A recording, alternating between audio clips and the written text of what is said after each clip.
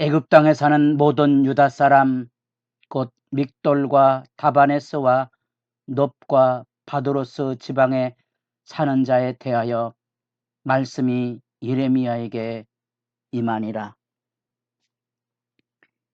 새벽을 깨우는 거룩한 기도자 여러분, 주의 말씀이 날마다 우리 가운데 임하심을 기억하고 그 은혜 안에 서는 일에 지혜롭고 복되기를 소망합니다. 오늘 우리가 읽어갈 하나님의 말씀은 예레미야 44장 1절에서 14절까지의 말씀으로서 드디어 하나님의 백성이 하나님께서 이루신 구원의 역사, 애굽 땅 종되었던 집에서 구원해낸 이 하나님의 구원의 역사, 여기서 믹돌이란 이름을 기억하시겠습니까? 애굽에서 이 가나안 지방으로 올라가는 길목입니다. 출애굽기 14장에도 나옵니다. 이 믹돌을 통하여 하나님의 구원 역사 출애굽이 이루어졌는데 역사의 마지막 우리 열왕기하 25장 이스라엘 역사의 마지막에 갈대 사람들을 두려워하여 애굽으로 도망갔던 그 역사에 대한 슬픈 이야기가 44장에 담겨져 있습니다. 그래서 그들이 여기 믹돌, 다바네스, 놉, 바두로스, 나일강 상류죠. 하류, 우리가 입장해 봐서는 이제 하 나일강입니다. 이 상 나일강이 이 위쪽에 있다고 보면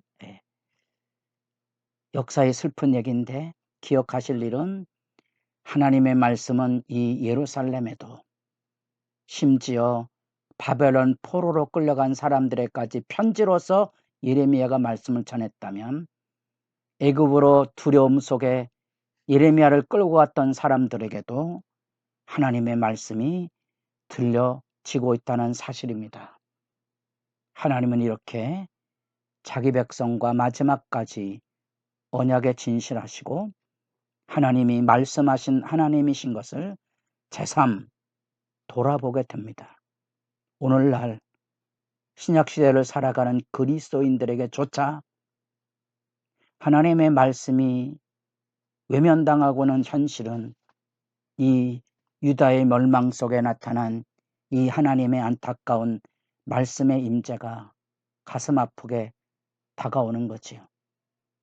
우리에게 늘 강조하지만 이 예레미야를 통한 유다 심판의 역사 속에서 마치 우리의 두 눈을 뽑는 것과 같은 심정을 가지고 하나님의 말씀을 잃어버리지 말아야 하고 하나님의 말씀은 우리에게 생명의 약속인 것을 우리의 온몸으로 전율하듯이 느끼고 돌아보고 살필 수 있어야 됩니다. 슬프지만 인간이 가지게 된 죄악의 욕망은 다시 옛사람으로 하나님의 교회가 세상 사람보다 못한 어두움으로 그렇게 무너져가는 슬픈 장면이 우리에게 반면 교사입니다. 이 애굽으로 내려간 사람들에게 전한 예레미야의 말씀도 그것입니다. 너희가 예루살렘의 멸망을 보고도 아직도 깨닫지 못하느냐. 다른 신을 섬기고 그 앞에 나아가 분향했다는 이 말이 곧 이스라엘 전체의 역사죠. 이스라엘 전체의 역사에 하나님이 수도 없이 선지자들을 보냈지만 그 악행을 끊이지 아니하므로 듣지 아니하고 귀를 기울이지 아니하고 분향하고 악에서 돌이키지 아니하므로 5절이 이스라엘 역사에 대한 평가고 그렇게 오늘 우리들에게도 이 말씀은 두려운 말씀이 되는 겁니다. 우리에게도 이 악의 본성이 생생히 살아있기 때문에 그렇습니다. 성령을 속이지 말아야 하고 성령을 소멸하지 말아야 하고 성령을 근심하지 말아야 할 분명한 이유를 아십니까? 이처럼 무더위 가운데 새벽을 지켜야 되는 분명한 이유를 기억하십시오. 내가 살고 교회가 사는 길이며 이 나라 민족이 사는 길은 결국은 이 거룩한 싸움입니다. 믿음을 지켜서 하나님의 얼굴이 돌려지지 않도록, 하나님이 등 돌리는 삶이 되지 않도록 깨어 있어야 될 분명한 외침입니다.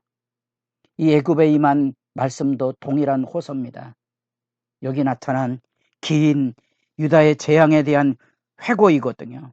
6절까지 이래서 나라가 망하지 않느냐고 성찰하고 돌아보게 하는 내용인데, 그들이 악을 행하고 우상에게 분향을 함으로 불사름 당했던 그 이야기, 그 하나님을 선지자들을 통하여 끊임없이 보내었는데도 듣지 아니하고 가증한 일을 행하고 악에서 돌이키지 아니하므로 끝내 멸망했던 그 이야기를 지금 다시 애굽 땅에까지 가서 반복하고 있는 겁니다.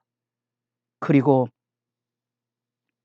죄를 망각한 유대 백성들이 애굽으로 내려갔다면, 악행으로 파멸했고 지금도 그것을 벗어나지 못하면, 이 악이란 말과 재앙이란 말은 히브리어에서 동일한 발음을 가지고 있습니다. 악은 결국은 재앙을 쏟아내고 그 죄의 고집을 가진다면, 그러면 내일은 어떻게 되겠습니까? 아마 예레미야의 가장 슬픈 수렁의 마지막, 이 44장이죠. 그래서 잊혀지지도 않습니다. 이 수렁, 악행으로 망하고도 깨닫지 못한 채 죄를 고집하고 이제 내일은 한 걸음 더 나갑니다.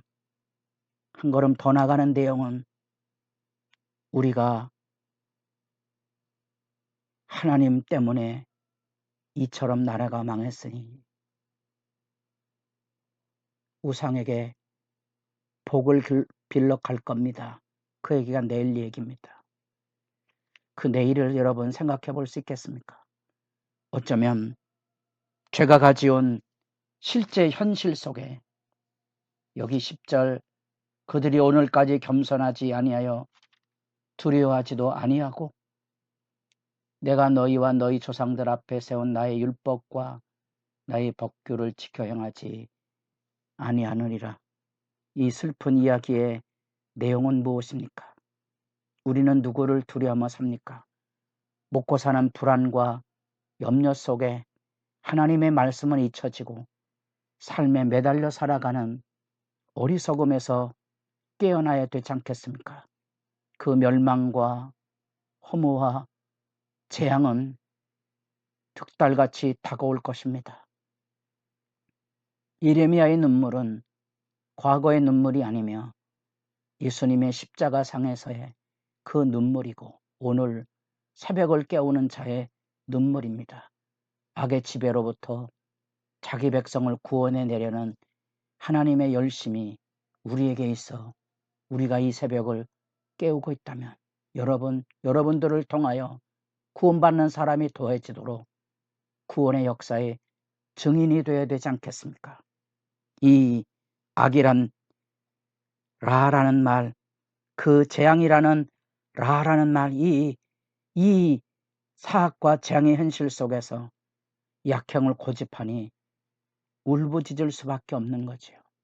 그게 역사의 교훈입니다.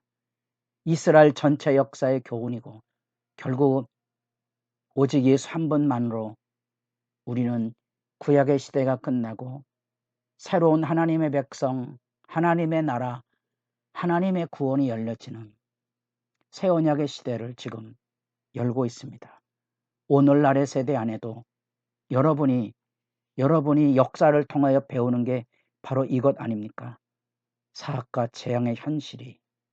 그래서 우리 마지막 계시록에서 역사 드라마가 이 이야기를 보여주고 있는 것 아니겠습니까? 계시록이 만약에 누구만 아는 신비적인 말씀이라면 성경이 존재될 이유는 없습니다. 성경은 누구나 읽고 알고 이야기하고 전해줄 수 있는 복음입니다. 복음은 신약만 복음이 아니고 구약도 예수 그리스도 안에서 비춰지는 복음입니다. 사악과 재앙의 현실 속에 나라가 망할 건데 슬픈 것은 악행을 사람들은 고집할 거라는 거지요. 마지막 계시록 16장, 17장, 18장 하나님의 심판을 보고도 회개하지 않는 역사 드라마를 여러분들이 여기서도 여기 이 예레미야 44장에서도 만나봅니다. 그리고 결국은 하나님의 선포가 들려집니다. 하나님의 선포에 하나님의 의지는 바로 그것입니다. 어찌하여 너희가 너희 손이 만든 것으로 나의 노여움을 일으켜 너희가 가서 머물러 사는 애굽 땅에서 다른 신들에게 분향함으로 끊어버림을 당하여 세계 여러 나라 가운데서 저주와 추측거리가 되고자 하느냐. 돌아올 자 없는 눈물바다의 수렁을 우리는 여기서 만납니다. 여러분의 기도가 깊어지기를 바랍니다.